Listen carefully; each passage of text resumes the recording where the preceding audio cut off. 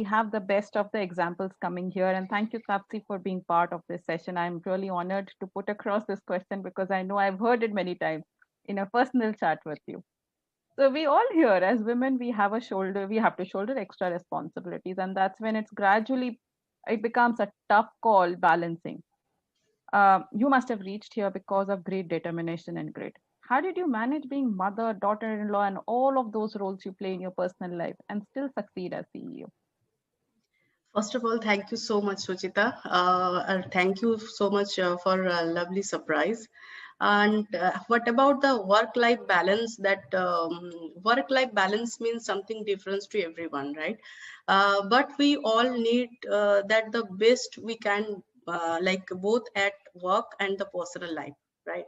So about me, I have certain criteria. I have to maintain those things. Like play with your strength. Like do not try to be all things to the for the all peoples, right?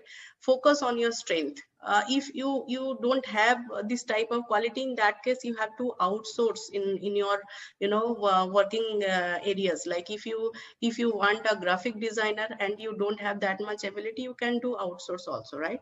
Prioritize your time. You may have to-do list. You have to know about your time, which is urgent, which is unimportant, which is important. So you have to focus, and you have to do which is the important first, and after that you do unimportant, right?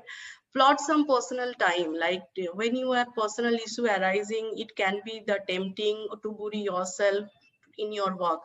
Do not, like, don't make time for your always the professional. You have to do some me time, like personal time you have to set.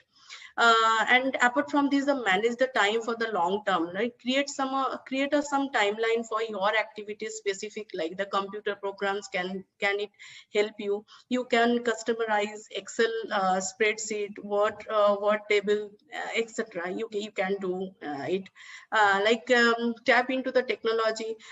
Instant the driving the meeting, your Skype and conference technology like go to meeting. You have to, whenever you have the bedtime, you can switch off all your mobile and all your electronics items, so that you can inhale yourself. Apart from this, I can say that know nature of your network. Like prioritize your growing your network. You have to structure lead and conversation system, place to do the track on time, and cost involved in grow your network also. So do what you love. Like make time for something what you love other than the work, right? Like I love dancing, I love singing, right? So I do in my when I feel that I'm tensed, and in that time I just go to home and speaker on, and after that I can start dancing. So you can do, because I think it's also good for health also. Be realistic. Like at the end of each day, perform a little self analyze. Ask yourself what worked today, what is do wrong, what is done, what is not done. Remember, there are all the thousands of the business, just like you are learning the same lessons of every day. Don't forget to the tap into the valuable resources around you, your peers, etc. So you can go holidays if you have like you can take a break time. Remember, to all the time throughout the work, it's not possible, right? Some tasks are easier than others. So if you find yourself and help, like hour sleep and realistic time for effort to rest, and you might not have time every day, simple sit be. Yeah, so sometimes but you do not the best give yourself, like the lunch break. You make a point of getting up and searching for yourself 15 minutes. It's help for you only. So have a holiday time, make time for the holiday. Book a break, list at least weekend you can do. So and you can prioritize your time for the family, which it's a very necessary, like so these all are the, if you are maintaining, then you can balancing your work life as well as the professional life. I do actually like this.